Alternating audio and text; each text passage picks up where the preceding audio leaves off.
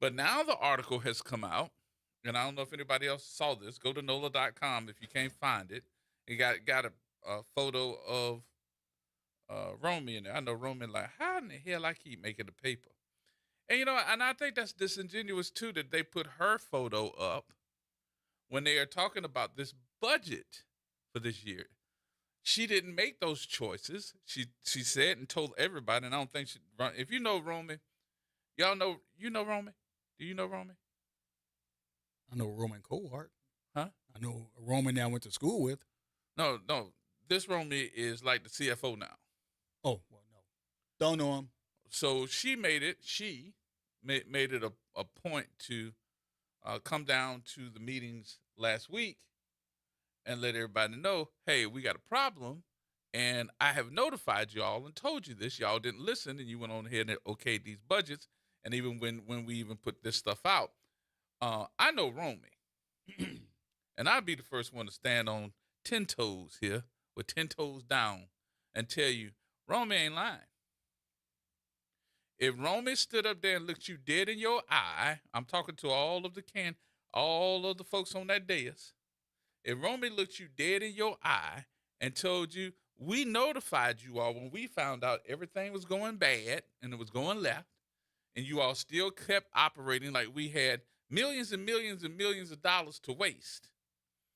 And we informed you, and now y'all trying to switch this up. And now Romy is making another appearance because she's letting them know, hey, we may even have a problem on how we're going to make payroll through the end of the year. But she took this on because the folks that were there left. And now they're bringing her down to city council chambers to make the statements. And I think it's disingenuous to put her, well, you know what? If she's taking care of it now, I guess that's what they're looking at. They're looking at it and saying, this is your baby now. So Romy her photo is the one that goes with the lines underneath it saying the New Orleans government may not make payroll through the end of year. I just don't think that her photo should be above that. That ain't her fault. That's wrong. And it looks like it to me. Now, I'm an everyday person that's looking at this. And, sometimes when we look at photos, it's just like the average person now. The average person is not reading articles. They looking at photos. Instagram, for instance. That ain't about, let me read this article, even though you can. The majority of folks are looking at the headlines and looking at the photos or looking at the video and moving on to the next thing. I think this is just disingenuous to put her photo above this line that says New Orleans government may not make payroll through the end of the year. So every time they see her picture, they're going to associate her with that's what that. they're going to associate her with. I think that's just disingenuous. You don't know Romy, bruh? No, I don't know. That's Schofield's daughter. I don't know her. No? Nope. Where you been? Right here. That's my boy. Mr. Schofield? Teen Summit? Now, you know me, I come across a lot of people. So Like I I recognize a face before I know a name. Okay. Yeah, well. You can attest to that. Okay. I'm just telling you. If Romy said something, I believe it. But I don't like to see her getting the blame for this because she's a part of the administration. I guess more so than anything else, they're looking around and just saying that, well, you inherit this puppy, so now this is your baby. So since you saying that to us, that's up to you. And I'm just looking around and saying to myself, it's too many folks that's got to take the blame for this, for y'all just to be putting up Romy's photo. And I hope somebody go and tell her what I said. Because I'm saying it like it is. Now put Put up the entire city council's faces. Take a photo of all of them. They always take photos every Thursday. Put up a photo of them, slash it with some other folks. Put up Montano's photo, and put up some other folks' photos. Not just her. This ain't just her fault. Her fault. She got to take a hit because this is what she inherited. I just don't think that just trying to put her photo up under this headline is the right way that this should be put up and talked about. I just don't. Now, that might be just my opinion because they're looking for somebody to, blame this on. So it says New Orleans municipal government may not be able to make payroll for the rest of the year as the city cash flow, already precarious in the face of a $160 million deficit, is apparently worse now. Well, guess why it's worse there, Kimosabe? You just happen to be Kimosabe today. Yeah. I'm Kimosabe? You just today. Just today? You just say Who how? will I be tomorrow? Huh? Who will I be tomorrow? I don't know. I ain't figured that out yet. Okay. But Let today, me know when you think about it. I will. You keep talking because I know you're going to say something smart. I will figure that. I don't have anything smart. I know you're going to say something smart today. Yeah, you're going to say something. Oh, you're going to say something. But, I'm just looking around and saying, I wonder why the deficit is now worse. Would you know? Do tell, Gerard. Do tell. I'm glad you said that. Do tell. I say, old chap. Thank you. Please pass the tea and crumpets. But anyway, I say entity. There you That go. too. Uh-huh. But for folks that went to the concert this weekend, Oh, Lord. how much did we spend? And if you notice, nobody gave an estimate of how much it costs to do the 400 police officers.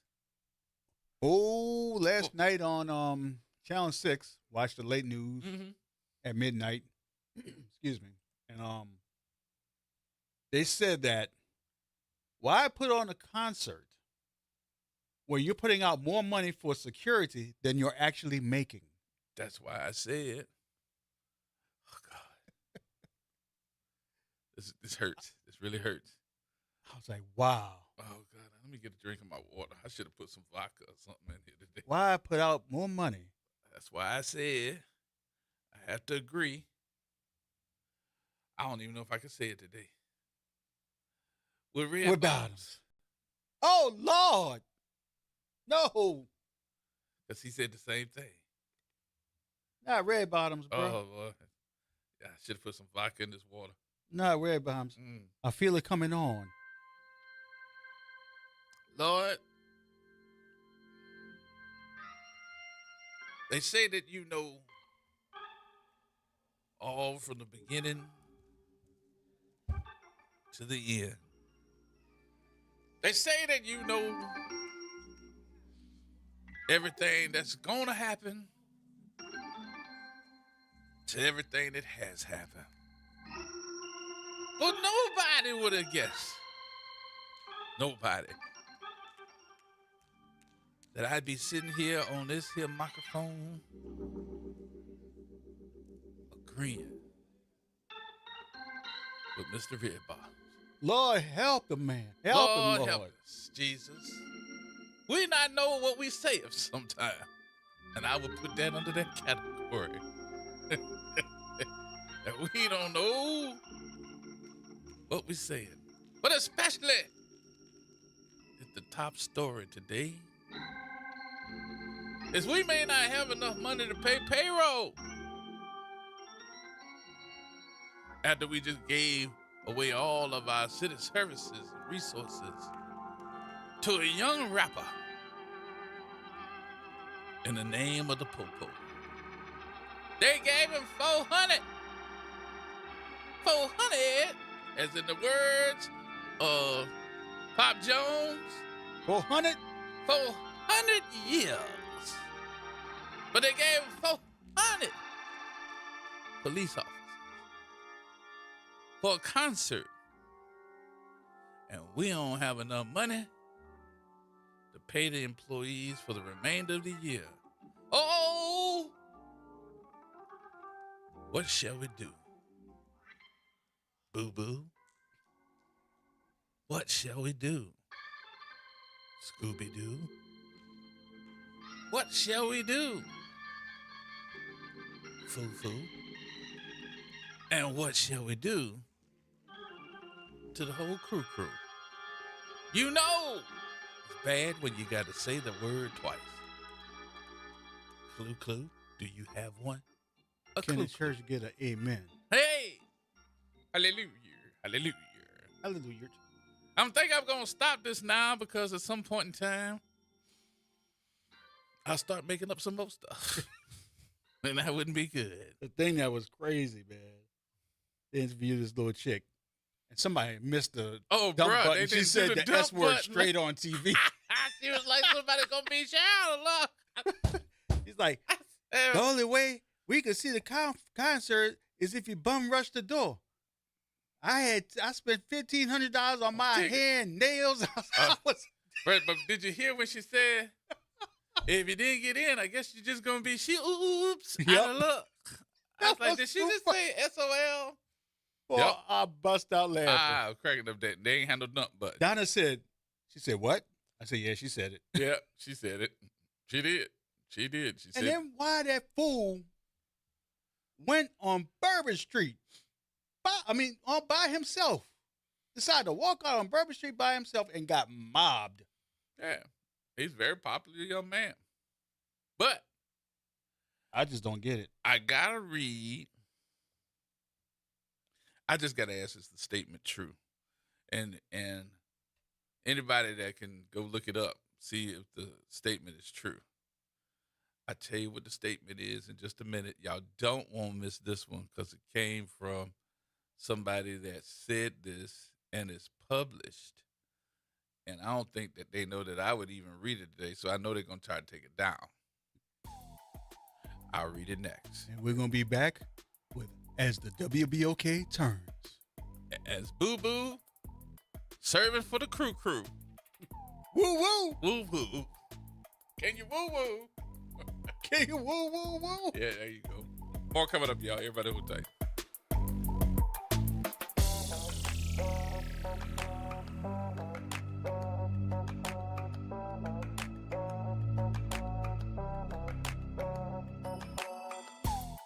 Real issues, real talk, real solutions. Miss an episode of The Reality Check? You can catch every episode anytime. Search WBOK Media on your favorite podcast app to tap the bold commentary, real-time reactions, and powerful perspectives from the people and leaders shaping our city. Download, share, and rate it 5 stars because the real ones always stay informed.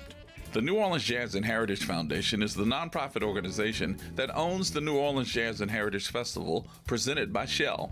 With the funds generated from Jazz Fest, the foundation invests in Louisiana communities through economic development, cultural enrichment, and free educational programs.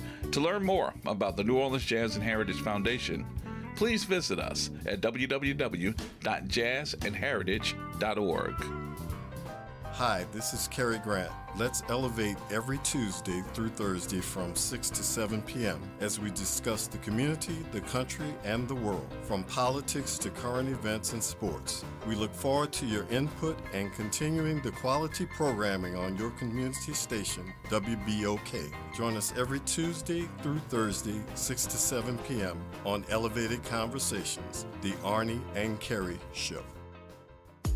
The NAACP New Orleans branch invites you to our 2025 Freedom Fund Banquet and Awards Ceremony, a night to uplift and celebrate. Join us Saturday, November 1st from 7 p.m. to 10 p.m. at Xavier University's Center Grand Ballroom. Through your support, dollars fund scholarships, youth programs, and vital community projects. It's keeping the struggle to preserve civil rights current and vigorous. For tickets and information, call 504-460-7765. You've got responsibilities. But that doesn't mean your dreams are on hold. At Southern University at New Orleans, our evening and weekend college is designed with your life in mind. Finish your degree, start a new one, on your time, your degree, your schedule. No excuses, just opportunity. Visit suno.edu and make your next move today. Meet Leanna, a part-time chef and full-time mom. In the past, Leanna didn't have health insurance because she didn't think she could afford it. What she didn't realize is she qualified for Medicaid. She loves the coverage and peace of mind that comes with high-quality care. The kind of care you get with Healthy Blue. This is Medicaid, and it's for more people than you think. Maybe even you. To see if you qualify, go to myhealthybluela.com. Fresh produce, local flavor, and a healthy you. New Orleans East Hospital is hosting a farmers market the last Wednesday of every month from 2 p.m. to 6 p.m. Join us in the parking lot across from the main entrance. Support local farmers and your wellness. We'll see you there. Making a difference in the community. WBOK 1230 AM. Here we go. The reality check on WBOK 1230 AM. All right, folks. Welcome back. So I was a little perturbed about the hoopla that was put out there about the NBA YoungBoy concert here in New Orleans for the last 2 nights. And I guess more so than anything else, it was successful. Correct? Just trying to figure out, would anybody else agree with me on that? That it was pretty much successful. They had the concert. There were plenty of people that came. They had a little snafu because they said that they stopped letting folks in. And those kids, they ain't playing that. They were trying to rush in before they shut the doors down because they had some type of, I guess, snafu with who's ever saying it was a shooting and all this other stuff, and it was not. But all the police was on alert, and then they shut it down. So the kids, they got these expensive tickets from, $250 to $1,000 or $1,500. They ended up trying to get in, and they wouldn't let them in. But you got your tickets you bought, right? You bought them tickets. Them tickets belong to you. So I'm thinking to myself, these kids going to be pissed. If you want to try to start a riot, there you go, right there. Don't let them kids in, especially if they paid for the tickets.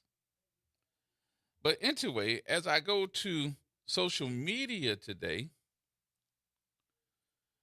it looked like everybody and their mom has seen this because I started getting a lot of text messages from folks. And it seemed to be a statement that was made by our superintendent and Kirkpatrick. And it was liked by 1,424 folks.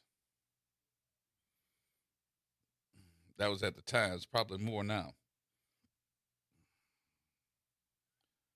But the newsroom, New Orleans newsroom,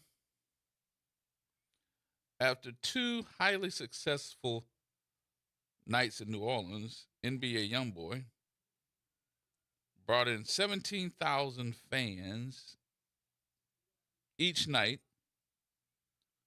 for his master tour, with the second night being his birthday. But NBA YoungBoy still caught heat from the city.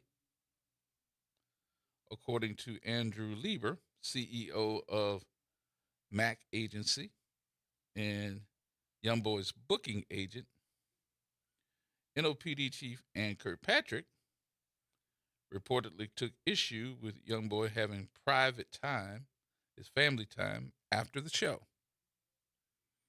Just him, some close friends, and family in a closed facility.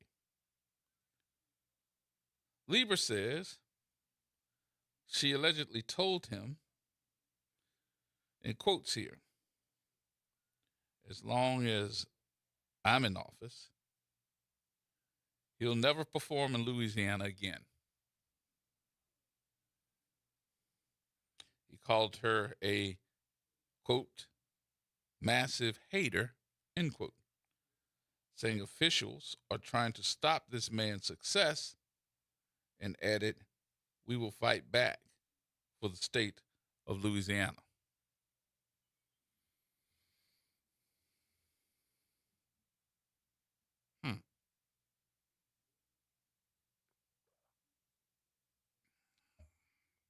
Now,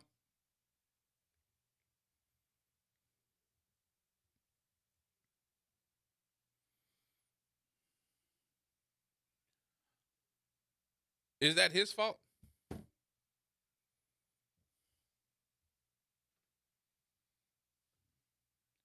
Is that his fault?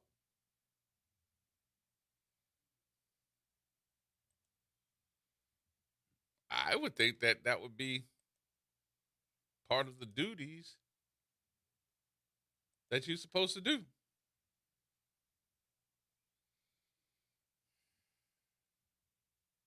That's what I would think. Isn't that part of the duties that you're supposed to handle? Now, maybe I'm wrong, but I would think that's part of the duties that you're supposed to handle. So, what's wrong with that young man wanting to see his family members after the show and spend some quality time with them before he had to get on that bus?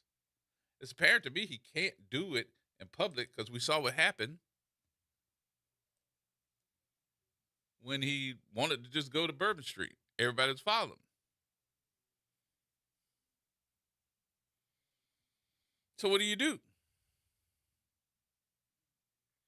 What do you say? Do you tell the young man who sold out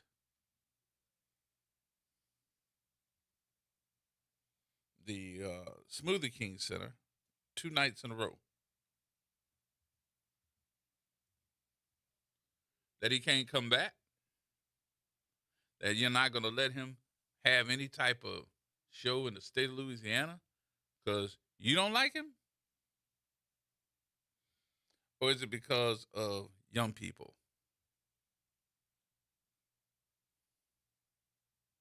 Now, this might not be somebody that you listen to.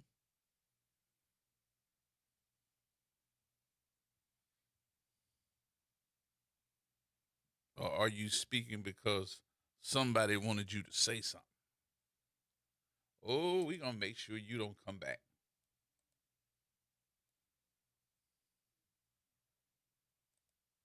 But the fix was in from the beginning, right? The fix was in from the beginning because if he was so bad, because remember, everybody knew. How did y'all know that you're going to have 400 new police officers ready to roll? Because somebody told you you had to, right? Because what? Oh, it's going to be violent. Really? So if you knew that, why didn't you stop it before? Or are we just speaking to be speaking?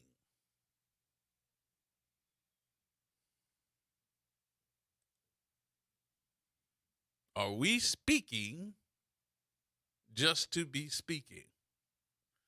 Are we sticking our hands out?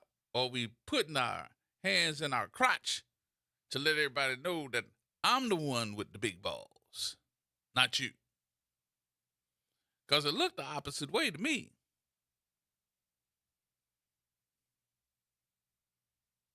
Looked like to me that,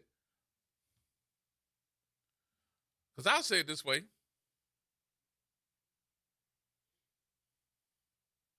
Ain't none of us running the Smoothie King Center.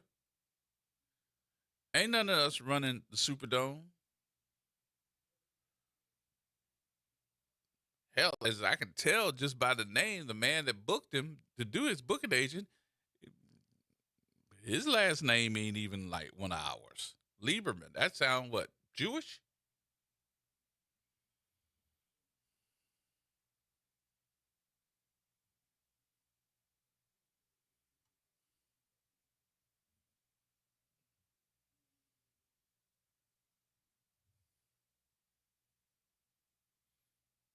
Some people probably gonna disagree with me. I'm not saying it is not gonna cause any problems. You always got problems. If you didn't have problems, you wouldn't have to have police, right?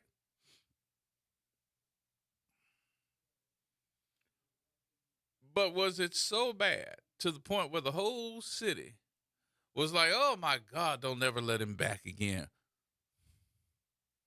Really? Is that where we are?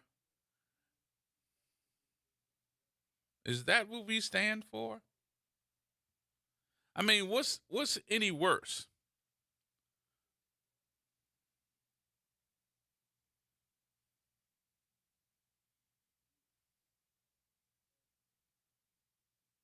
Hmm? Now that you know, if you come back, put some ramifications together. These are the things. These are the things that we gonna do, and if you can't do it, here are the ramifications behind that. Then let them make a decision on if they want to come back or not. But I don't think it is the right time to say, "Oh, by the way, there, young man, you can never come back to New Orleans again." Who are you? And as long as I'm employed, and as long as I'm here, you can never come back up in here. You need to check yourself before you wreck yourself.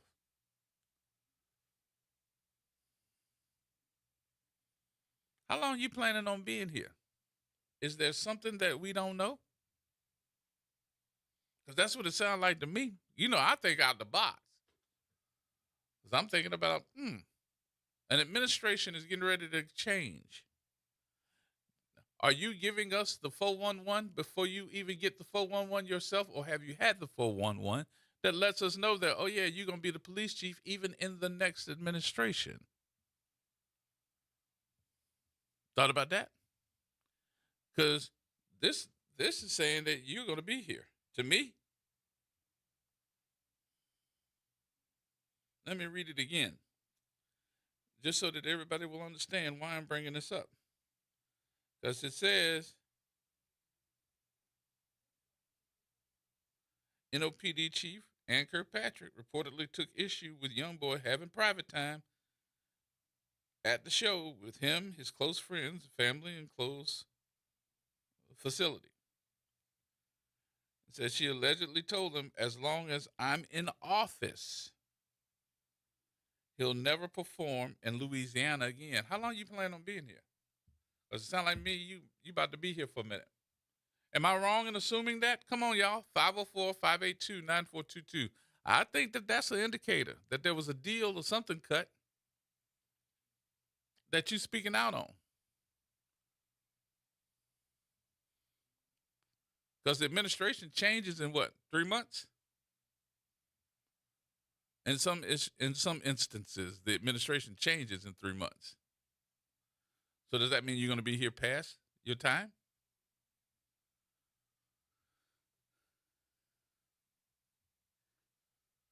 Well, I mean, I already heard, but I'm just trying to figure out.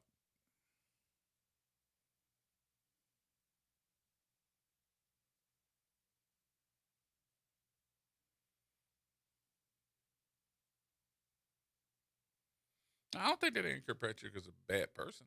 I don't think so. I think she's a very nice person.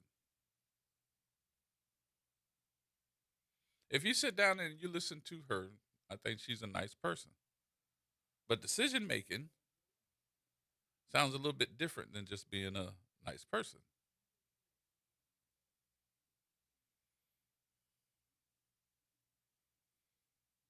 I know she loves New Orleans. I know she loves that horse.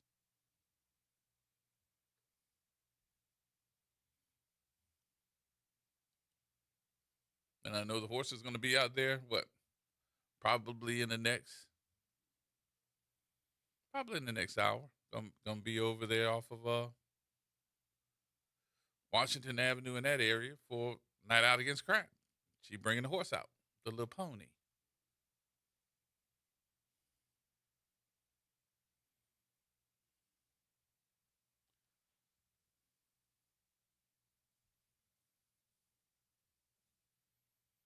Yeah, I mean, this is what I've heard. I don't know. I can't say that this is a confirmation because it is not confirmed, and I have to use the words allegedly because what I'm hearing is she already made her deal that she will be here through part of the next administration's first term, so that she'll be able to retire and go on about her business with her full drop and all her money. I ain't mad at her. Better get it where it's good.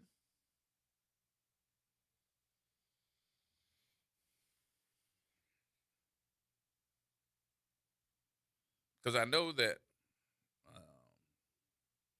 Moreno's choice for police chief is probably going to be the former head of the 8th district.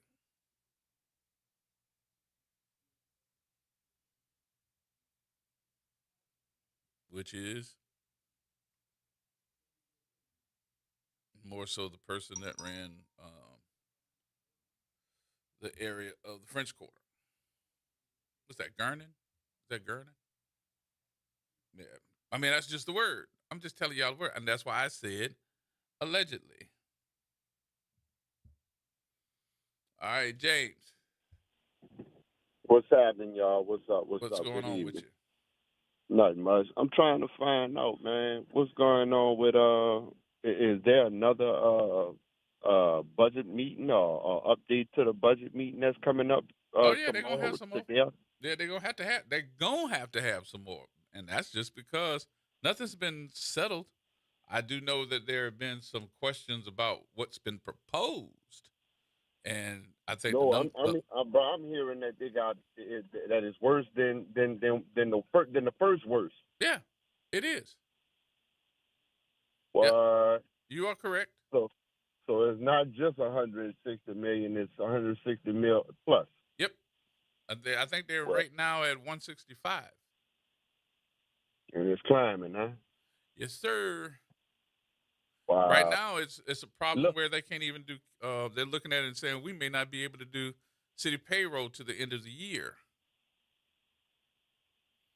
So people may not be able to get paid up until December 31st. Man, let me tell you, man, there's about to be a lot of people hurting, bro. There's about to be some protesting going on. Yeah, about to be a lot of people hurting. But did you say that already, or am I hearing that in the wind? And no, I said it already. I did say that. Yeah, all right. Okay. But look, let me ask you a question. If you had to think about it and you say, hey, look, we need to cut something, what would that be? Oh, man. The poor little babies just keep getting slashed, so I wouldn't touch nothing they own.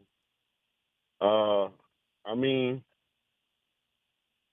some people gonna have to make some tough choices on these government jobs, bro, on these city jobs.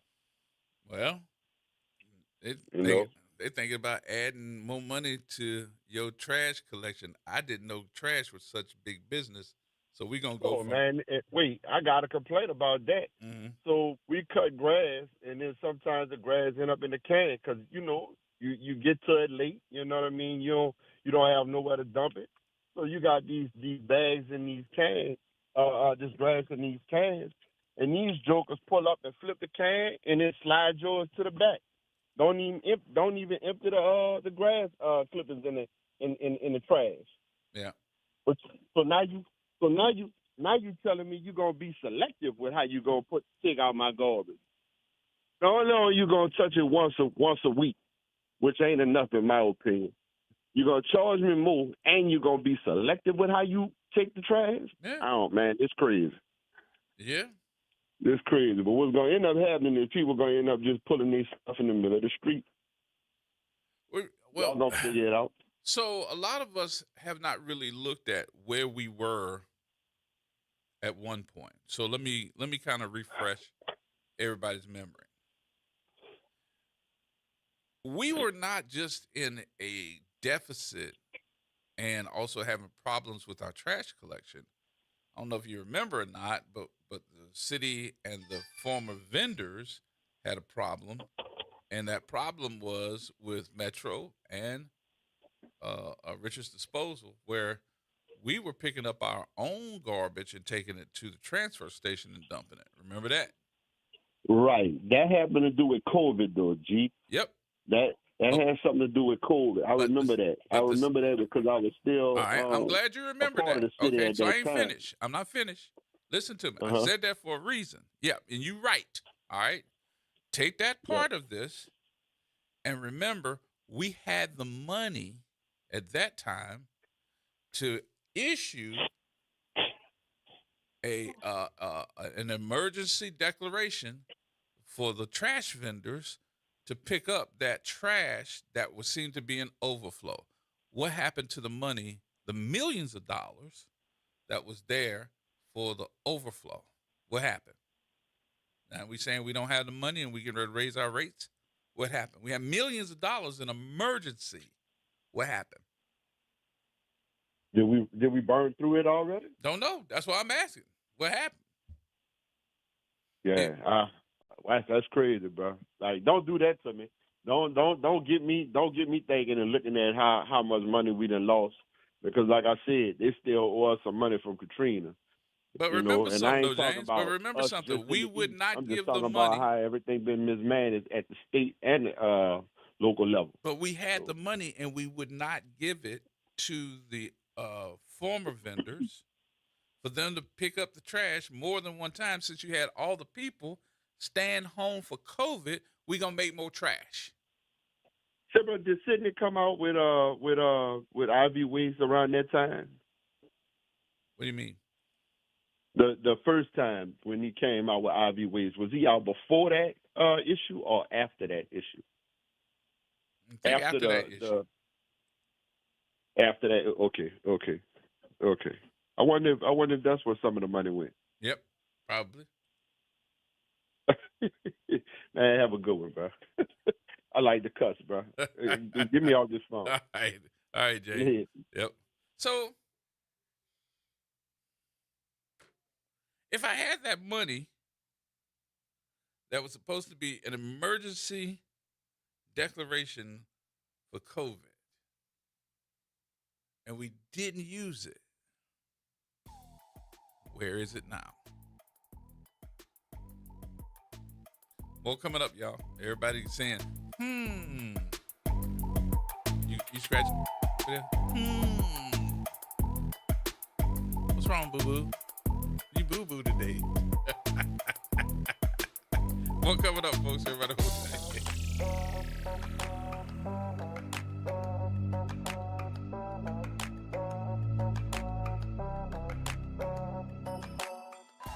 2517 Bayou Road is the place to be. 9 Cage Cuisine and Pastries. Sunday nights just got hotter.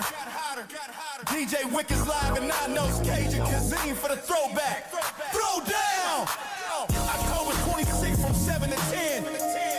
Old school hip hop and R&B. Good vibes and WBOK in the building. Don't miss it. Wake up your taste buds at Inner City Brews and Bistro, home of the one-of-a-kind peach cobbler pancakes. Start your day with our soulful breakfast favorites.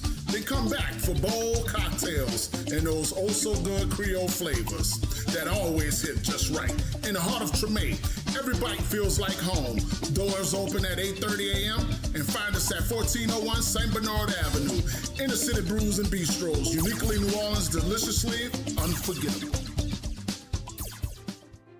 The National World War II Museum. Located in the Warehouse District of New Orleans, the National World War II Museum tells the story of America's experience in the war that changed the world, why it was fought, how it was won, and what it means today. Visit them online at www.nationalww2museum.org for time tickets and safety information. Hey, Puncher Train Park. Thanks for listening to WBOK. Here we go. The Reality Check on WBOK 1230 AM. All right, folks, welcome back.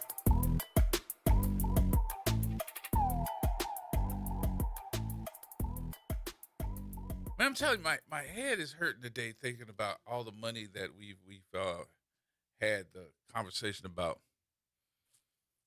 these issues.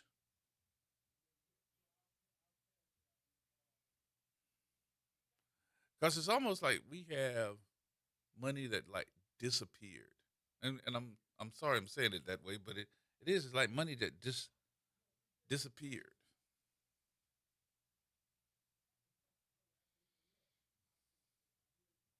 It disappeared. And I'm thinking to myself, for years now. Now this is something that's pie in the sky. I cannot confirm if this is correctamundo or if it's just pie in the sky. I think it's somewhat pie in the sky. But they have always said to me, sitting in this seat, that there is another sets of money that comes to the city that they move, and they put it in that bank account. And somebody told me that over 100 million, 200 million is always missing.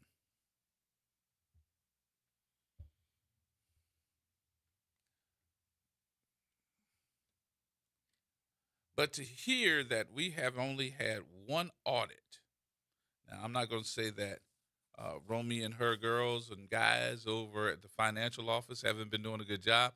I know Romy. I know Romy ain't going to let nothing ruin her name because that's who she is.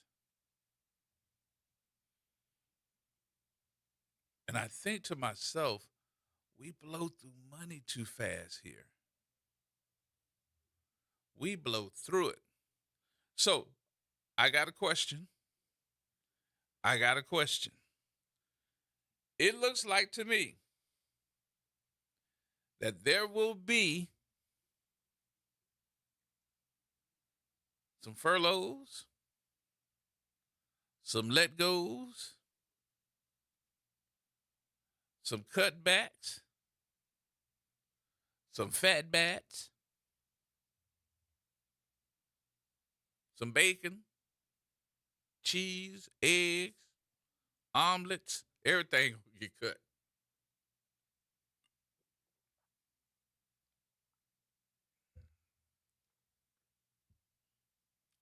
So I'm thinking to myself as I'm putting two and two together, maybe we need to ask the public, if you have to make the decision on what goes first,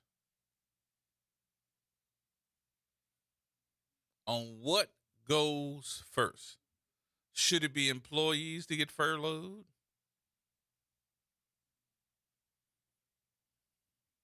I would say no. These are the people that make the machine move. Now, let's look at that city budget. What do you think should go first? I do feel that a lot of the monies that go toward these extra curricular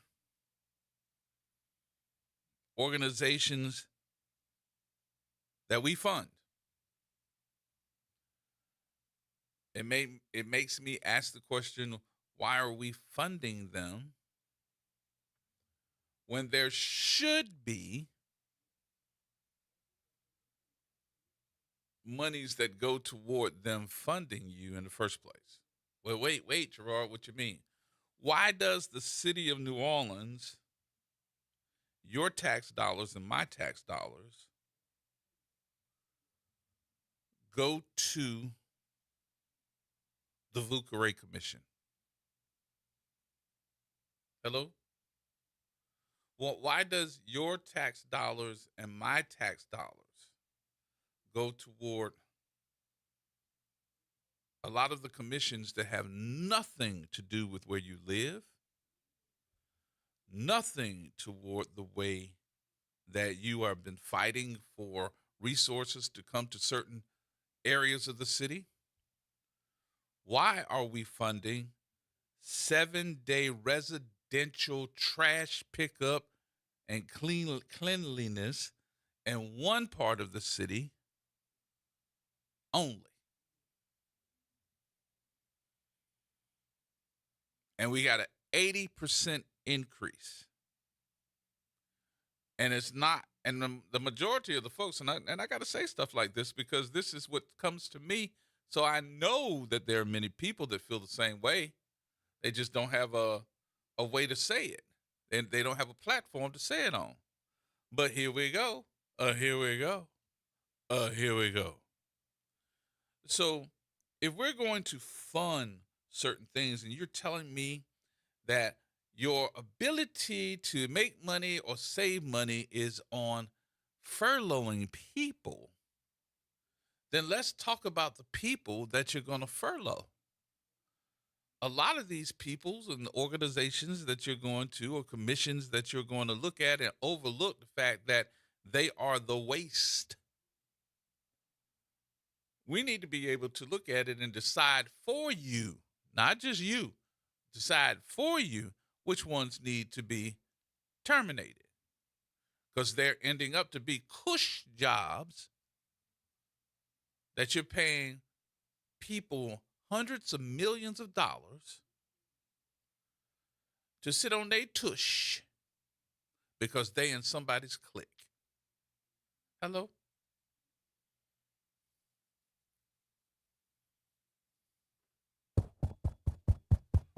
Is this thing on? Can you hear me?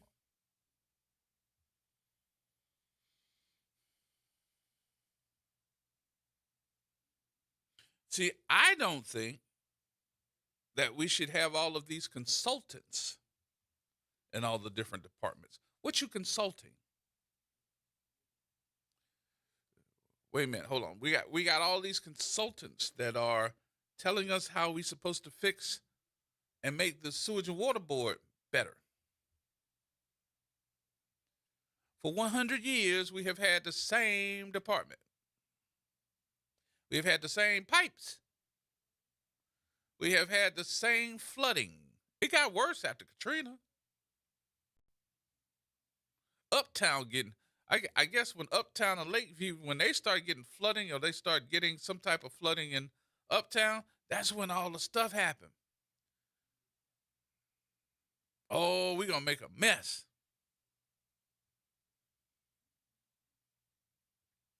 Is that what it takes?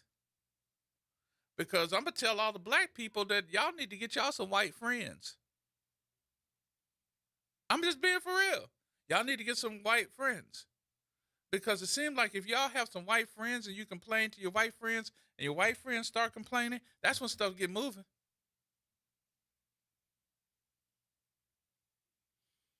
So that's one way to handle stuff. But has everybody thought about the number? That's what we need to be asking and asking City Council. If you look at the budget, how many consultants does the City of New Orleans have? We got consultants for the Sewage and Water Board. We got consultants for the budget. Hell, I'd fire every last one of the consultants for the budget because they wrong. You got to go, Bo. Every last one of those damn contracts for the consultants for putting together financial issues for the city of New Orleans need to be let go. Not the department. I'm talking about the consultants. How much are those consulting contracts? How much are the consulting contracts for water distribution? How we need to be able to do this for our flooding? How much do we pay? How much do we pay for attorneys? Y'all, that ain't $160 million, I don't think. I don't think it's $160 million, but this is good. It's a good start. Okay, here go one for you. How much do we pay the attorneys that did the work for the city council to find out if the mayor was having extramarital affairs in the Pentalba? How much did we pay? I can tell you that contract. I can tell you how much it paid. They paid those two law firms. I don't need to call their names because I don't need them to be suing me. But I know they paid those two law firms over $800,000 to see if you're getting booty. Bruh, do you understand something? Did you really want to? Would you have paid $800,000 to find out if somebody is doing booty? I wish somebody would put some lawyers on me to find out if I'm doing booty, because guess what I'm going to do? I'm going to answer the door with my drawers off. Time to go to break. Shaking, boy, just shaking. Look at here.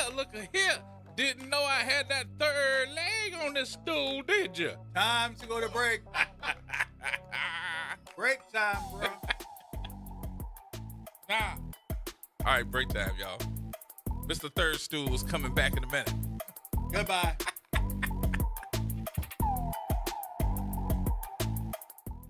From the campus of Xavier University, WBOK Go and Equity Media Station. I'm Amber Payton with BIN News Now. A jury has been seated in the trial of former Illinois Deputy Sean Grayson accused of killing 36-year-old Sonia Massey, a black mother of two. Opening statements begin Wednesday. Supporters gathered outside the courthouse where her cousin, Sante Massey, remembered her life. She was constantly moving, trying to improve as a human being. Massey was shot in her kitchen after calling police about a possible prowler. A new study warns Georgia could lose over 33,000 jobs if Obamacare subsidies expire, most in healthcare with ripple effects statewide. Nationally, about 1.7 million black Americans rely on Obamacare plans, including 17% of Georgia enrollees.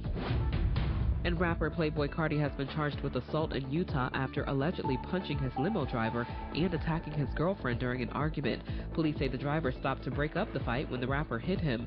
Get BIN News Now on demand 24/7 on the iHeartRadio app.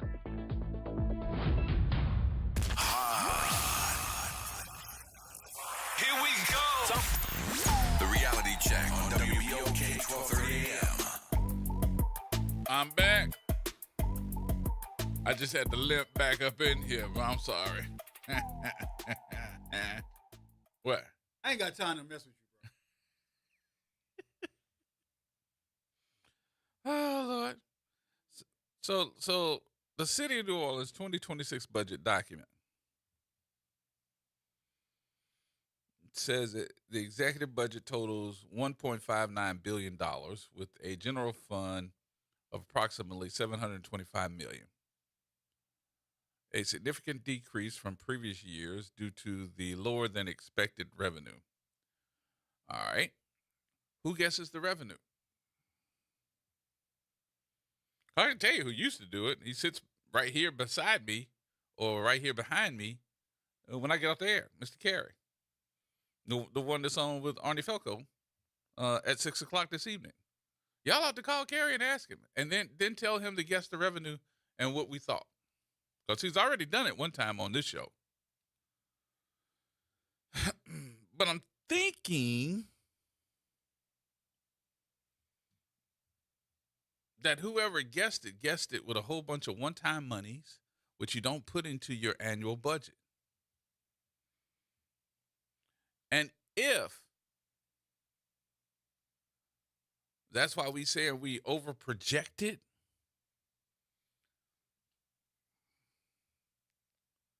I disagree.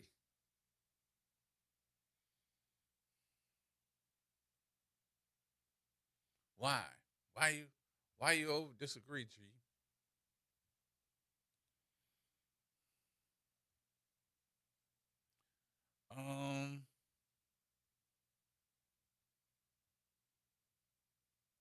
I don't have a good way to put it.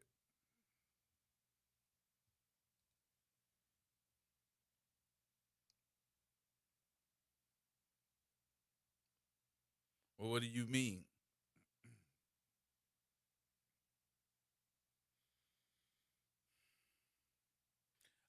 While I'm saying this, I'm trying to think of a good way to put it, but it's not coming out that way.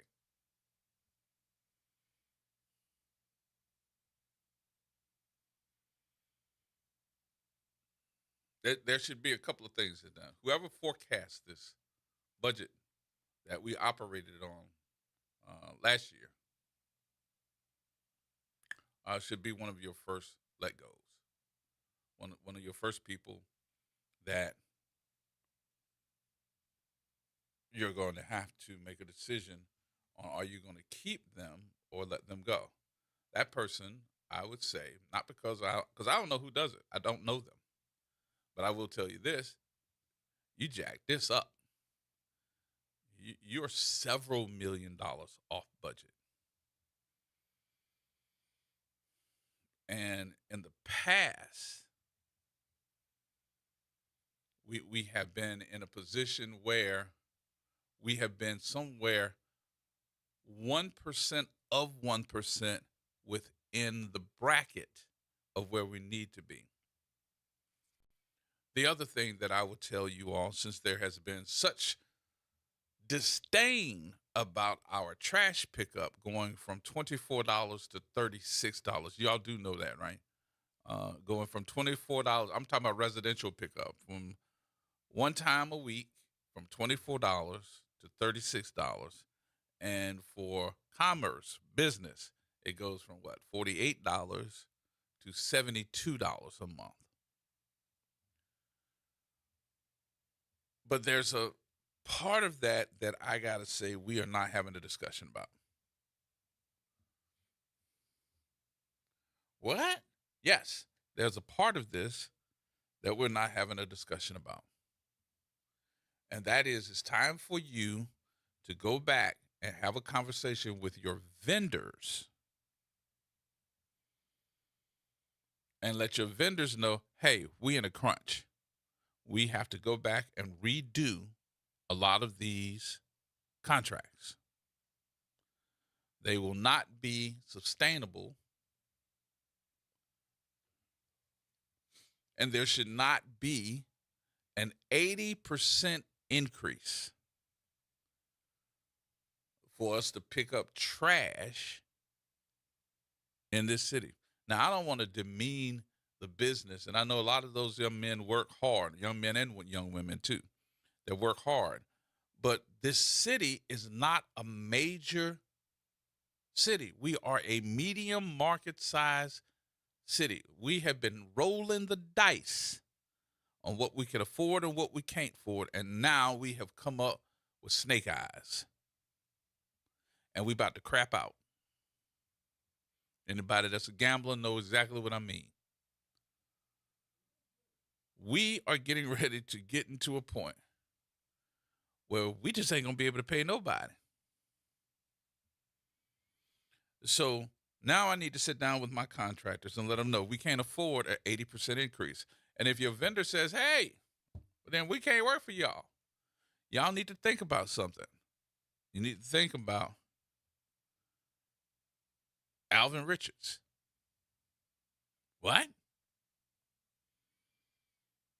Alvin Richards, when he said, I don't want y'all to take my contract away from me, when he was emptying the trash, he said, I'm getting ready to do some things. I'm getting ready to get better trucks. I'm getting ready to do this. Not only that, I've done the math. And if I get my part of the city back and can keep it and do these different things, what I will save you all in revenue is somewhere close to $19 million. Anybody remember that? This man didn't say how much he wanted. He said, I'm going to save you $19 million. How much can we save? Oh, put that back into revenue. You're going to put $19 million back into the city of New Orleans? Hired. I ain't heard nobody else say that. All I heard was your sanitation director sit up there and tell me how bad they were. Oh, they don't have this, they don't have that, they didn't have this, they didn't do that. I'm sorry. How long you been here? Because when this city was underwater, when this city was having trash sitting on side of the road, when this city had nothing but trash coming out of people's vacant houses, him and Jimmy Woods had these trucks rolling, cleaning up the city. That's the second time I heard somebody disrespect that man. Because the first time, him and Jimmy Woods, Alvin Richards and Jimmy Woods, came into this radio station. Nobody knew them for jack. Sat down and told everybody, hey, we pick up trash. We don't pick up demolition. There's a difference between the two. If I throw all those things in the back of my truck, along with all the chemicals and everything else that we got to pick up, we're going to create a bomb. It's going to blow up my daggone trucks. They wouldn't even take a written contract to advertise in the back of the Times-Picayune because they didn't want them to have them contracts. I don't know if y'all remember that. So how do I save money now? If you're going to cut 20% across the board, y'all going to make me go through the budget. I've been trying not to, y'all. I really have. Because you know what? There are certain things that I just don't feel that we really need to go through and do because some of it's just common sense. But I'm finding out that common sense ain't so common these days. And all those little clicky clues about you need to save my budget, make sure I get my money, make sure I got mine. It's time for the daggone, whatchamacallit, to be peeled off. Open up your eyes and let's talk about who's getting what little clicks, what little this, what little that, what little organizations that don't do jack, that just want to get a job. What are they doing? Because if you want to know the city budget, it's on the city website. If you want to know the city of New Orleans budget for 2026, it's on the city of New Orleans.gov website.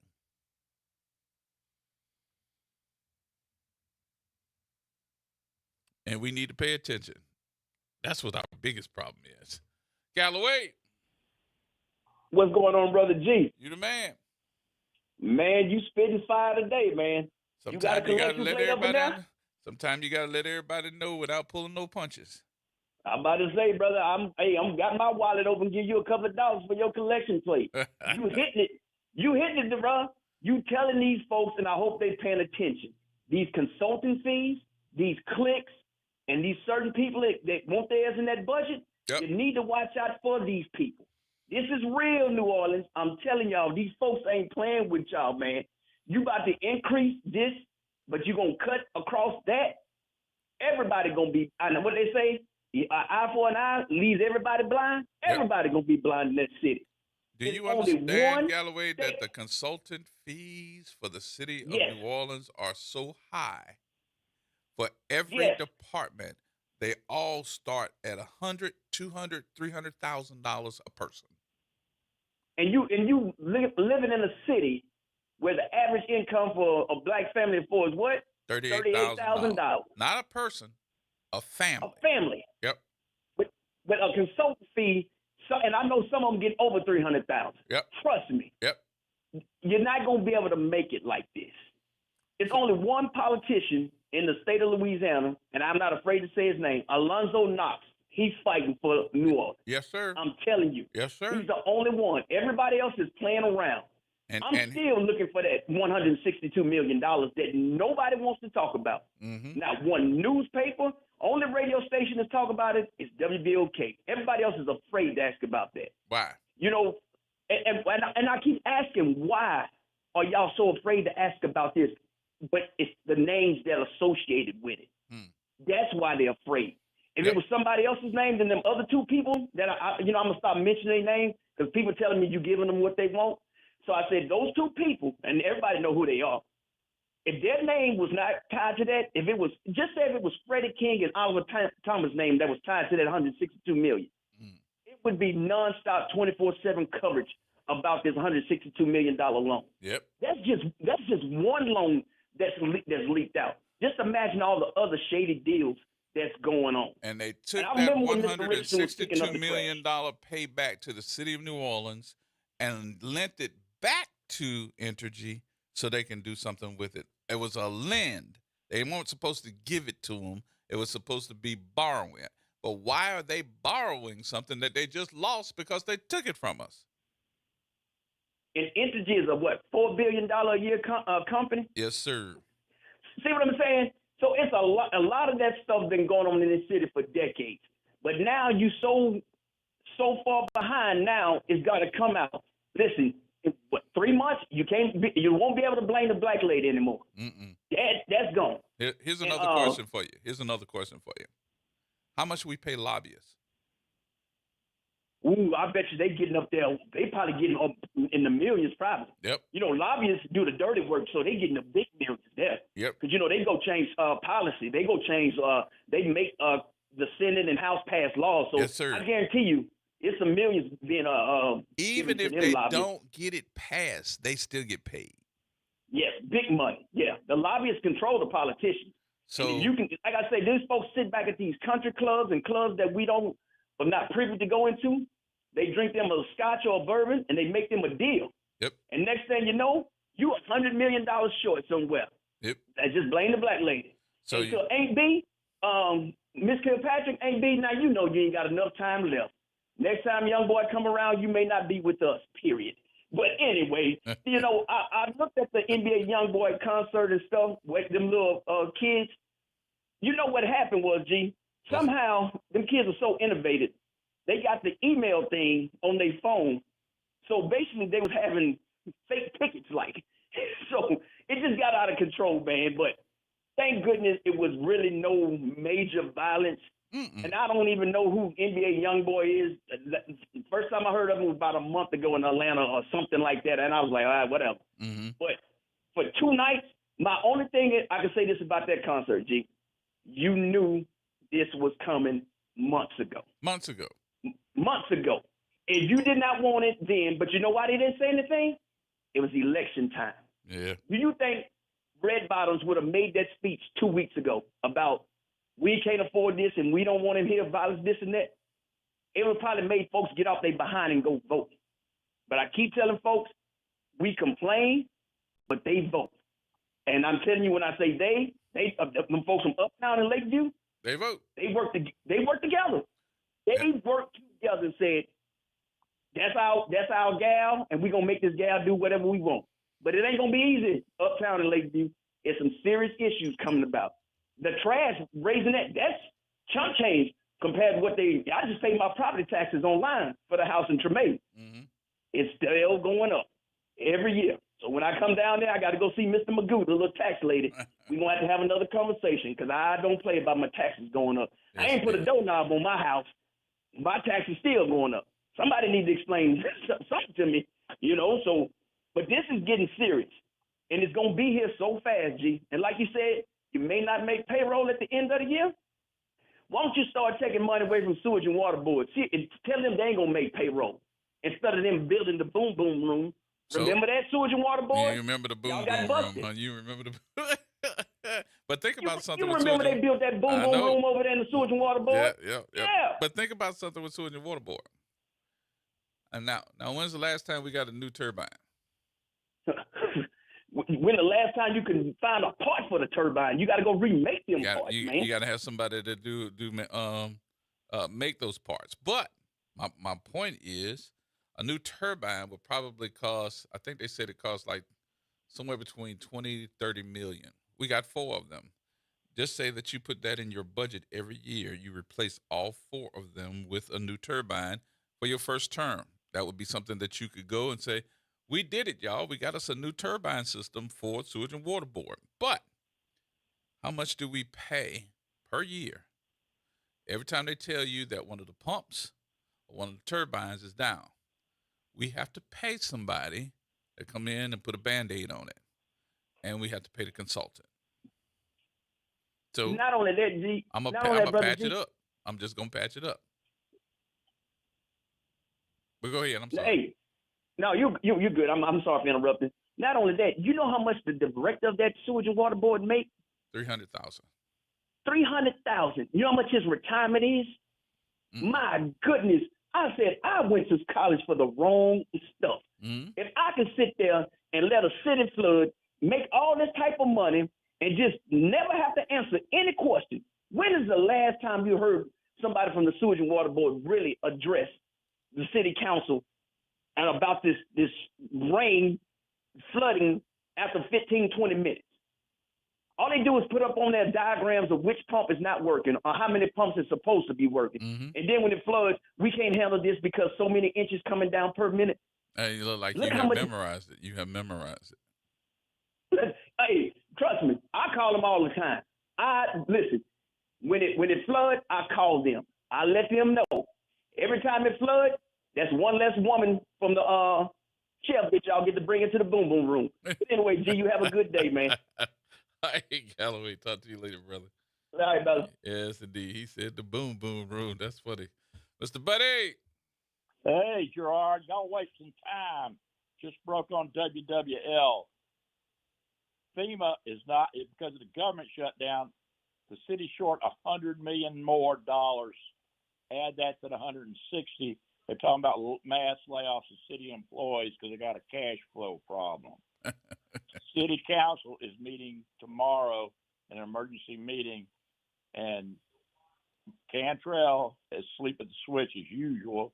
Didn't advise the city that they were in a cash flow problem with the contractors. So y'all, talk about 160 million with the federal government shut down. There ain't no money coming from the federal government. So we 260 million now. Problem. So we're gonna be 260 million. Yeah, and that means they ain't got no cash to pay city employees either. So not only are we going to be without money to pay city employees, they're going to get furloughed. Then the other problem we're going to have is how long will this happen, and will we go bankrupt? And then we would lose our positioning as far as our grade. And remember that FEMA money, it dies this year if you don't have it committed. They've spent how many years have we been? Well, this has been since Mitch Landrieu. This money to be spent. Yeah, this has been since Mitch Landrieu. Oh, it's been since Ray Nagin and Mitch Landrieu. Mm-hmm. But all they got to do is do exactly what they've been doing, and I guess they'll continue to do that, and that is just keep asking for extensions. They ain't going to get it. The government shut down. Yep. Who are they going to ask? The floor. They're going to ask the floor. See what the Who floor they says. going to ask? The floor. They're going to ask to see what the floor says. Mm-hmm. Uh-huh. So I'm just bringing y'all all up to date. You know, y'all talking about this and that and the other thing. Here's the next crisis, and it's here now. So I wonder what's going to be. What time is that tomorrow morning? I don't know. I just heard it short on WWL. They're having an emergency meeting tomorrow morning. Okay. I'm going to see can I have it so that we can play some of it Talk back. to your sources at City Hall. See what they tell you. Do what? What'd you say? I said talk to your sources at City Hall and get the skinny. Yeah. I'll call Oliver. I ask him. But that's the latest crisis to hit the city. But really, if you think about it, it's just not New Orleans. It's everybody's waiting on FEMA grant money. But it also North has a lot to do with mismanagement. Georgia, Florida. Because if we got mismanagement of those funds, my question would be where's the safety net money? Because we ought to be able to have the rainy day funds. Fund was going to get us through the year because there was enough money to pay that $160 million in the cash flow. But now there's not enough. Oh boy, we getting ready to see some real bad times. I hear you. Anyway, I thought I'd break that news to you. All right, I'll look it up too. Thank you, sir. All right, bye. Appreciate it.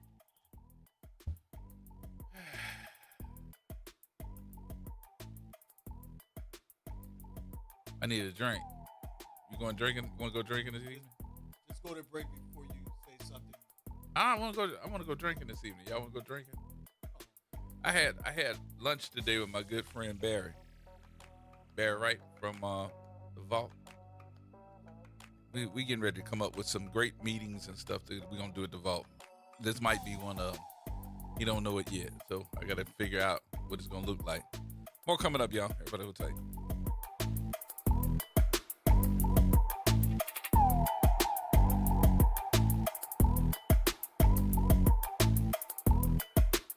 This is the Bloomberg Black Business Beat. Jeezy has been making hit songs for over 2 decades, with collaborations with high-profile acts like Jay-Z, DJ Khaled, Drake, and more. But the hip-hop game has changed a lot since he first started rapping. And Jeezy talked to me about how today it's really easy to release a song that immediately reaches a massive audience. You can make a record in 3 minutes if you like. But the caveat is you can upload that record right there in your bedroom and reach millions of people. It would have took me millions of dollars to reach millions of people. Jeezy compared the rapid evolution of music tech to advances in the kitchen. You know, when I came up, we was on top of the skillet, and then there was a microwave, and now there's the air fryer. And while he's a fan of a lot of new artists, he does warn that quality could suffer from being able to cook up a hit so fast. When you don't put as much into something, you can't expect it to be there that long. I'm Bloomberg's Justin Milliner on the Black Business Beat. With Fidelity Wealth Management, a dedicated advisor gets to know you and your goals to build a comprehensive plan to help grow and protect your wealth. Backed by a team of specialists, they'll analyze all your accounts, even the ones they don't manage, to keep an eye on taxes and provide proactive portfolio insights that can help you unlock your wealth's full potential. Learn more at fidelity.com/wealth. Investment minimums apply. Fidelity Brokerage Services, LLC. Member NYSE SIPC. You're still glowing, flirting, grooving. You've still got it. But your immune system weakens as you age, making it harder to fight flu, pneumococcal pneumonia, RSV, and COVID-19. Vaccines are a key part of any health routine and help strengthen your immune response. Ask your doctor or pharmacist which vaccines you need. Schedule in minutes at vaxassist.com. Sponsored by Pfizer.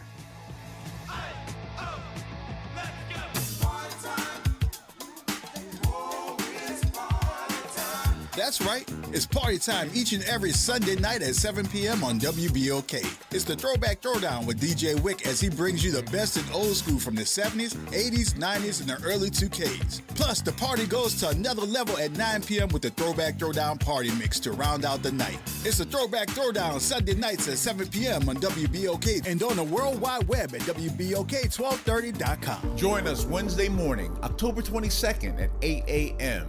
Healthcare goes live on the Good Morning Show. Tune in to hear United Healthcare's Dr. Toyosi Okunronmu talk about mental health and important health tips. Wednesday morning, October 22nd at 8 a.m. on the Good Morning Show. Tired of the impersonal, one-size-fit-all style of banking? You deserve a bank that delivers exceptional service and personalized attention to your needs. That's the Home Bank Standard. Since 1908, Home Bank has been a trusted financial partner for businesses and families because we go the extra mile to help you reach your goals. See for yourself why Home Bank is good for business, good for life. Stop by any New Orleans area location or find out more at home24bank.com. Home Bank, member FDIC. Join me, Dr. Jaquil Ross of New Schools for New Orleans for Talk That, NOLA Education. This Monday, we'll be joined by 3 New Orleans Excellence in Teaching Award honorees. They'll be recognized at our upcoming gala. Be sure to tune in Monday at 12:30 p.m. on 12:30 a.m. Making a difference in the community. WBOK 1230 a.m. Here we go. The Reality Check on WBOK 1230 a.m. All right, folks, welcome back. About 33 minutes away from Arnie and Carrie coming up today at 6 o'clock. Make sure that you tune in. Arnie Felco, former council person, and also Mr. Carrie Grant, who is the person who used to work in the city, who would tell us about how the budget was and what we need to be at as far as increases, what we should be looking at with one-time monies and also recurring money and revenue. And he got it right. He was within 1%, or should I say 1% of 1%, guesstimating what the city of New Orleans was going to do as far as money is concerned. So we'll see. We shall see. I'm also looking at, and I'm going to read some of this to you, the City of New Orleans 2026 budget document. But it says available through the city's official website. So if you want to look at it, you can.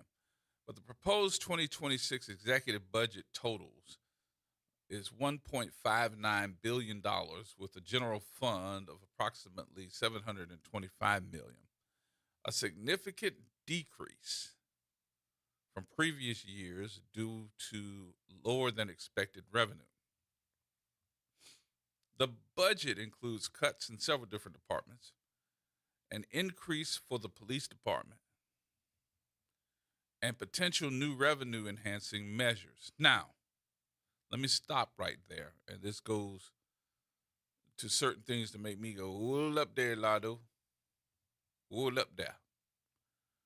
This document is telling me that we have looked at an increase in the police department. I know that we have to pay the Empress part. We have to pay for overtime. But we also need to look back at 2025's budget, where we are looking at the biggest part of that overtime budget being a problem with why we're over budget in the first place, if that makes sense to you. So how do we give a department a big increase, meaning our police department, an increase, when it states that we have had so many folks to say, good Lord, we have spent more money than what we're supposed to be spending in our police department in the first place? Let me add to that, where I know I'm going to get in trouble because folks are going to start ringing my phone. That you're going to hear the text messages come up when I start talking about the police department. You're going to hear my phone ding, ding, ding, ding, ding, ding. I know, ding, ding, ding, ding. We're talking about cuts to several departments, but an increase for the police department. I'm going to read that one more time. Cuts to several departments, but increase to the police department. So if the money is there for the police department, because everybody wants to feel comfortable when they got the police out there, now nobody's going to be creating a whole bunch of problems, or if you have something going on, you can expect the men and women in blue to show up. And we got all this money that's coming into our police department, right? This kind of says another thing to me, and it says it in two different ways. First of all, crime does pay. What? Yeah, crime does pay, because we want our numbers down as far as murder is concerned, as far as all these hoodlums that y'all call in our in our neighborhoods. We've seen an increase of people that's gone to jail, from young folks to older folks. We see an increase in those numbers. We want to make sure that our statistics are going down in violent crime, carjacking, stealing vehicles. We want to make sure domestic violence is going down. Crime pays, because our police department is the one that takes care of it when it happens to us, right? They go out there in a majority of a sense and put their lives on the line to make sure that victims have a right, and to make sure that we get those hoodlums off the street. So crime does pay. So we don't have enough police officers. So what do those other police officers look at? Well, you need somebody to fill in. So what am I going to do? I'm not only going to work my shift, I'm going to work another shift, or I'm going to work overtime.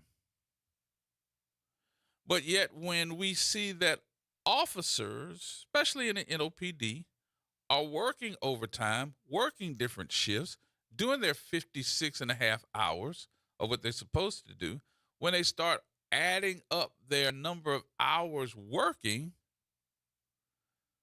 then y'all got another problem because of the fact that you're saying, oh, they double dipping. Oh, they doing payroll fraud.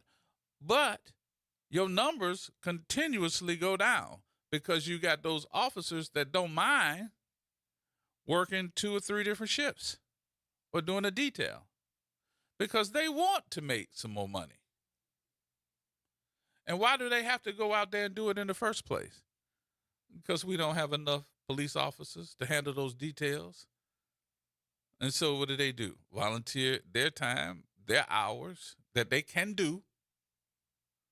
And then all of a sudden, they on suspension or under investigation because they doing what y'all said do. Then you keep them on suspension forever and a day before you make a decision on whether they broke the law or not. And then they get paid, not only that time, they get paid time and a half.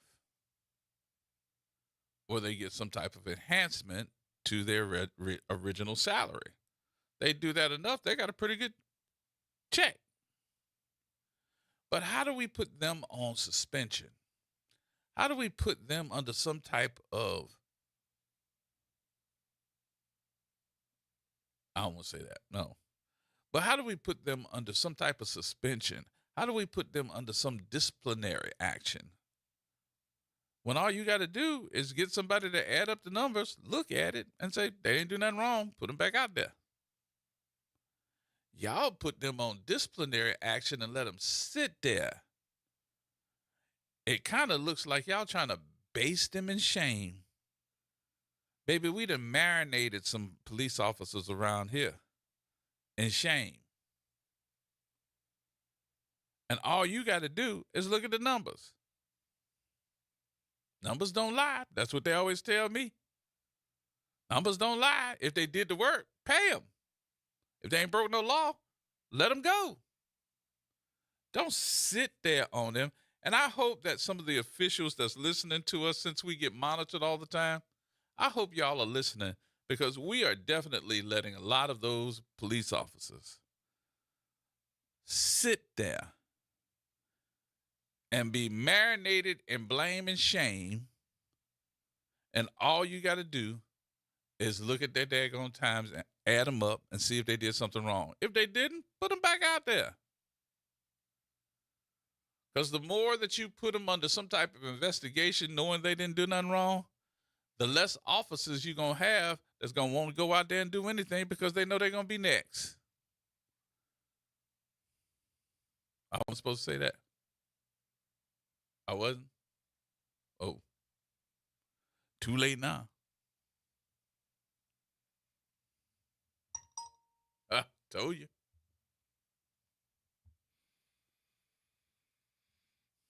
And then y'all have the audacity to have a college professor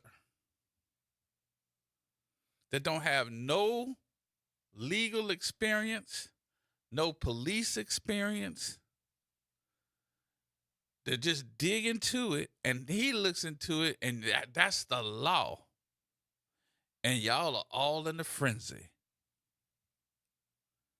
And all he got to do is tell somebody in charge. Oh, there we go again. All he got to do is tell somebody that's in charge, hey, you need to investigate them because they got some type of fraud or going on with their timesheets. I'm not saying everybody perfect. But why all of them black? Oops. I wasn't supposed to say that either. You can't tell me y'all ain't got no white officers out here that's doing the same thing and y'all ain't investigating none of them. You can't tell me that. That part. I bet you if I looked into it and I started requesting somebody's timesheets when they working and I saw what they do, and if I put it in, y'all wouldn't even pay attention to me.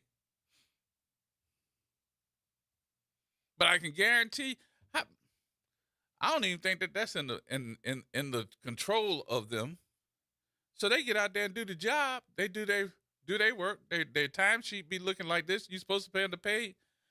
And then you put them on some type of disciplinary and let them sit there. They can't got no police powers, no nothing, for months at a time. And you could do that in one day. You could look at it in one day. Y'all just being hateful.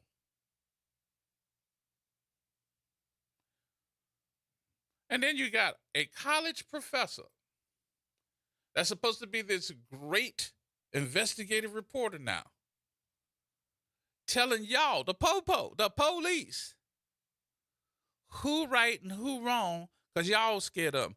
Who in the hell heard that the police is scared of them? The police is scared of this, and you ain't no investigative reporter.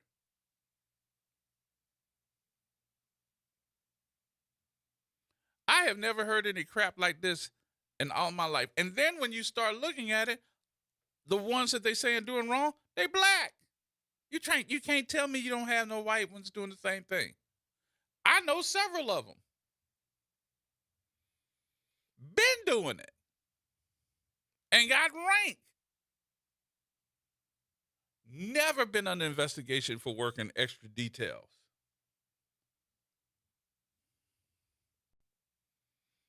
Well, so maybe we'll start doing public records requests of them and start asking, how come they haven't been under investigation?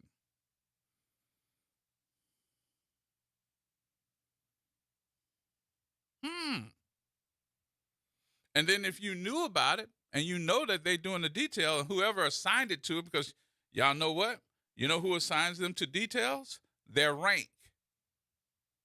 So if your rank is assigned you to a detail and you're under investigation, shouldn't they go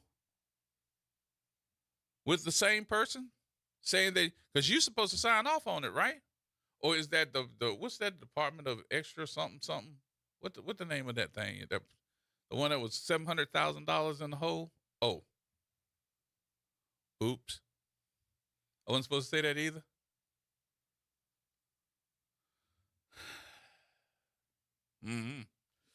Darren. Okay, then. Good afternoon. I'm not supposed to say it neither. The one you talking about had retired off the force. Is he talking about how much he get every month in retirement? $11,832 a month. Wait a minute, I missed it. Say it again now. The professor you talking about that retired off the force some years back, isn't he getting $11,832 a month in retirement? No. Oh, boy, you know too much. And if you want to go further back with the garbage thing, I know you passed that. Back in 1213, then they hired an audit to go around the city and count every single house, and they paid that company $100,000 to count houses. Yep. And guess what? They found out that they were undercounting the number of houses that Metro and Richards actually served, and they weren't charging the city, I think, another $3 million. And I don't think that the city paid them after they did the count. They were under. So they said Richards and Metro were undercounting. So when the folks with Dr. Cowan and his group went and followed them, they found out that they were undercounting instead of overcounting. So the city owed another $3 million. I don't think the city ever paid that money. If they're getting all this money, where is this going at? Nobody can't see that. I know they ain't doing that much drinking. What they up in City Hall in a room smoking crack? Must be. Something going wrong. Something is going wrong. Or somebody just can't tell it. They don't have no accounting skills or something. But I know that ain't Romy Schofield. I know that ain't Romy because I know Romy, and Romy ain't playing. She ain't mess with nobody's money. Because I don't see nothing brand new going on around this town at all. I don't even see where the streets are getting repaired in some places. Now, in some places, I got to tell you, I've seen some of that money go into the streets and repair, but I'm still wondering when they're going to make a difference in the streets being repaired, because it's not a difference to me. They don't never make a difference. The only ones make a difference is if it's Army Corps engineer. When they got that grant after Katrina for Desire Street, they did 10 blocks. They fixed 10 blocks of it. But what they did everything that they were supposed to do. They dug the ground up, put new drains down. You put cement down. You put new sidewalks down, and you put new lighting down. Well, where else is that happening?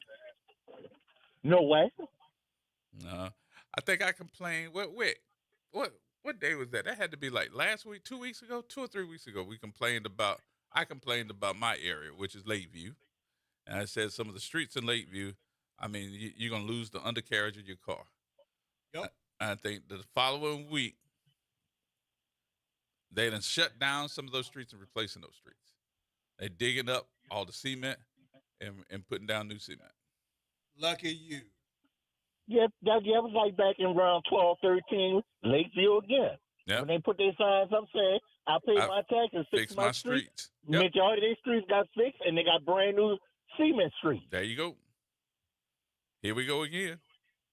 So, Darren, thank you, my friend. You got some information. You come around here tonight wanting to eat you half stepping with the street.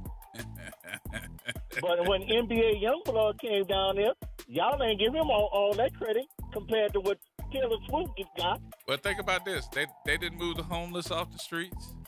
They didn't fix none of the streets. They didn't move nobody around. They didn't do anything. They just said, here it comes. That's all. Yeah, they just totally ignored him and everybody else. But when Taylor Swift came down there, they took care of her like she was the president. Yep, you are correct, my friend. All right, Darren, I got to take my break, brother. I appreciate you. All right, goodbye. Won't coming up, y'all. Here for the Hootay.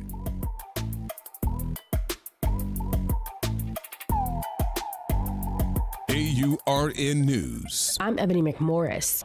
I am deeply grateful to the members of our military for their service to our country. But the National Guard does not have the authority to arrest drug dealers, and sending them to San Francisco will do nothing to get fentanyl off the streets, nor will it make our city safer. San Francisco's Mayor Daniel Lurie isn't holding back. His comments come after President Trump scored a legal win to deploy the Oregon National Guard into Portland. A federal appeals court overturned a lower court's block on the move, calling it a lawful use of presidential power.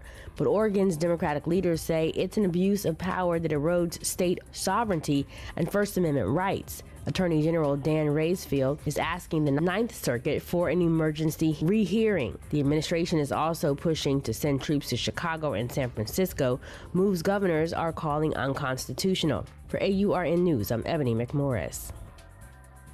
It's Off the Top with Norman Robinson on WBOK 1230 AM. For generations, the federal government has served as a reliable pathway to the middle class for African Americans, a place where hard work, talent, and perseverance could translate into stability, dignity, and opportunity.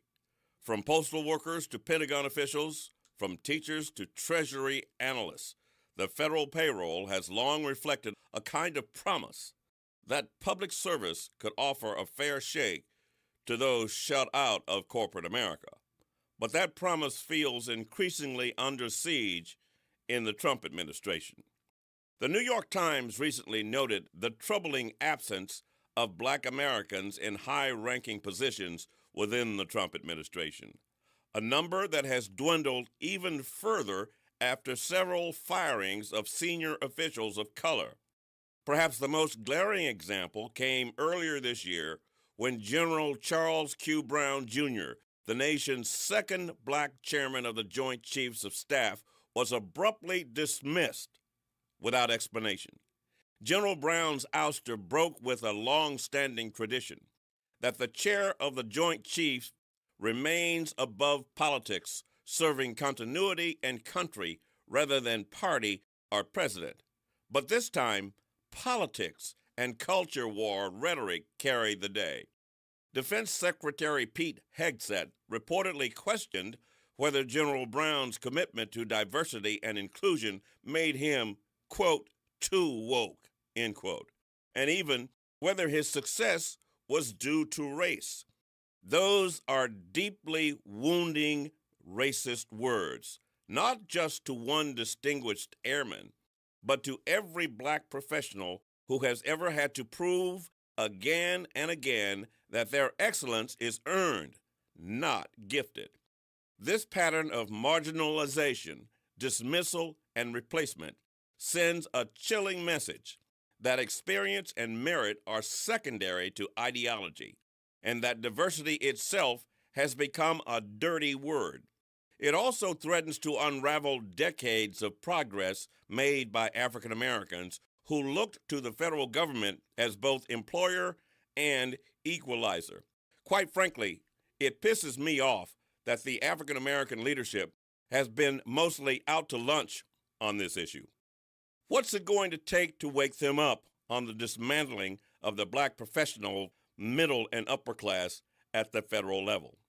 This entire attack on minorities under the so-called anti-DEI movement by the GOP conservative right, while many of our African American leaders are seemingly looking the other way, reminds me of the boiling frog syndrome, an allegory about how people fail to notice a gradual threat. A frog in a boiling pot of water would immediately jump out, but put in cool water that slowly heats up, the frog won't perceive the danger until it's too late.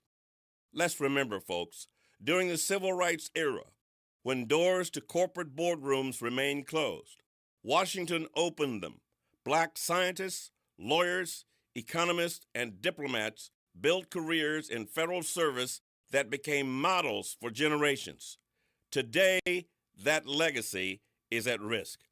When African Americans are shut out of high-ranking federal positions, it's not just a personnel matter. It's a signal about whose voices matter in the making of national policy.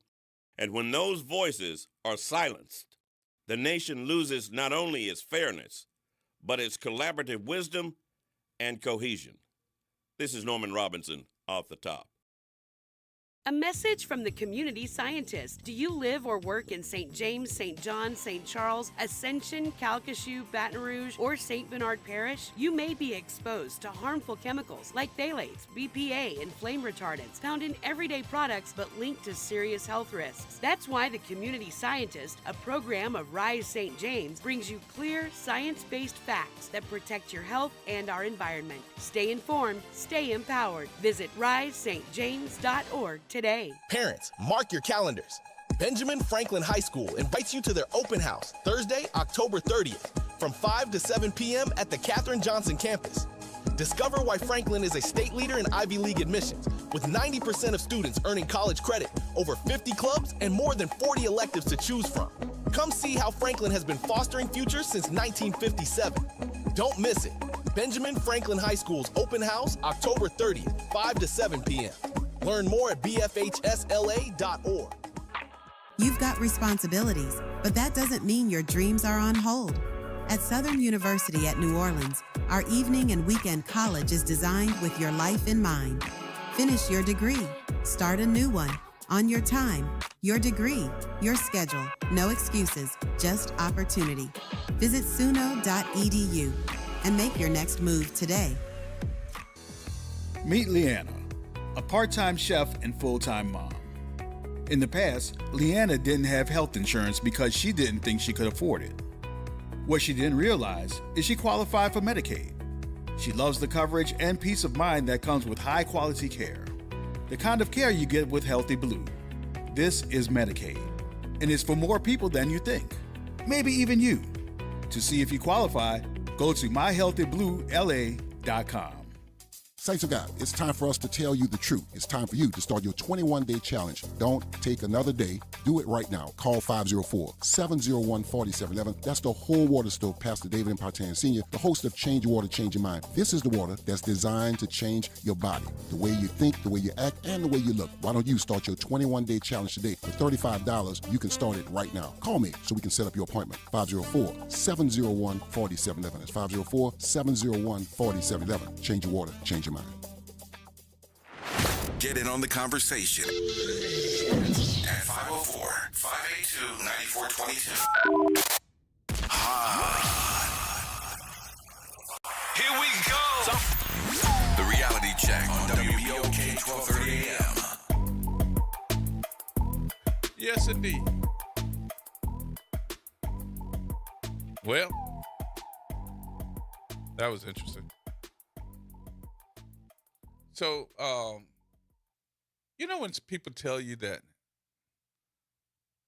your friends from high school are probably going to end up being your lifelong friends. You ever heard that? Wait, you ever heard that? That when you have friends, a lot of them are lifelong friends from high school. You ever heard that? High school, and then some from college. I just got off the phone, just out of just being on this air in North Carolina. I got to say hello to Shanae. We went to high school together, and she's in North Carolina. And she said, "Let me turn on and see what you're doing." Your mic's not on. Stirred up some memories. No. I mean, we've been lifelong friends, right? We went to high school together. We were in the band together. I got friends from grammar school that I'm still tight. I have friends from grammar school that I'm still tight. Me too. One of my friends, his name is Kim Pitchford. Kim and I went all the way from the first grade, graduated. He left North Carolina and went in the military. And he lives in London. And he and I always talk online. I haven't talked to him since we went to our class reunion this past summer. But I haven't talked to him since then. But he's in London. And it was good to see him. But Shanae and I, lifelong friends, and she's in Wake Forest, North Carolina. It was good to talk. That was who called me just a minute ago. So I was good to hear. It's always good to hear from friends. Huh? It's always good to hear from old friends. Yeah, and it gives you a whole different boom. Make you feel warm and fuzzy. And you went far. You feeling warm and fuzzy? When you fool around with that thicky, yicky. See, that's why I can't tell you nothing. All right, so tomorrow, let me go. What is tomorrow? Tomorrow's Wednesday. Hump day. What I am going to do on the air tomorrow is try to go through the departments in the city budget outlined so that we can see what departments and also see what consultants. I got to look to see where you get the consultant information. I think it's in there. That should be taking a hit other than the city employees that are doing the work. I think just the city employees and saying that they got to give up their salaries 20%, get furloughed or whatever, is a farce. I think that we have a lot of waste in our city budget. And to say that you have parts of that budget that don't have any meaning whatsoever, but got a amount to that line item. I'm trying to figure out, how do you have a line item that has a budget to it, but it doesn't tell you what it does? That's not a balanced budget to me. So miscellaneous, that's what it was, miscellaneous. How do you have a budget for miscellaneous? I don't understand that one, but maybe it's me. We're going to ask tomorrow. We're going to find out. Folks, I appreciate you. I love you. Make sure that you're paying attention tomorrow, because we're going to hear what's going on with this FEMA money tomorrow. Thank you there, Mr. Buddy, for giving me the details. We're going to find out. We're going to have some other conversations, too. All right? Carrie and Artie coming up next. I hope y'all have a great rest of the day. Be careful, and whatever you do, safely and carefully is the way we want you to do it. Talk to you tomorrow.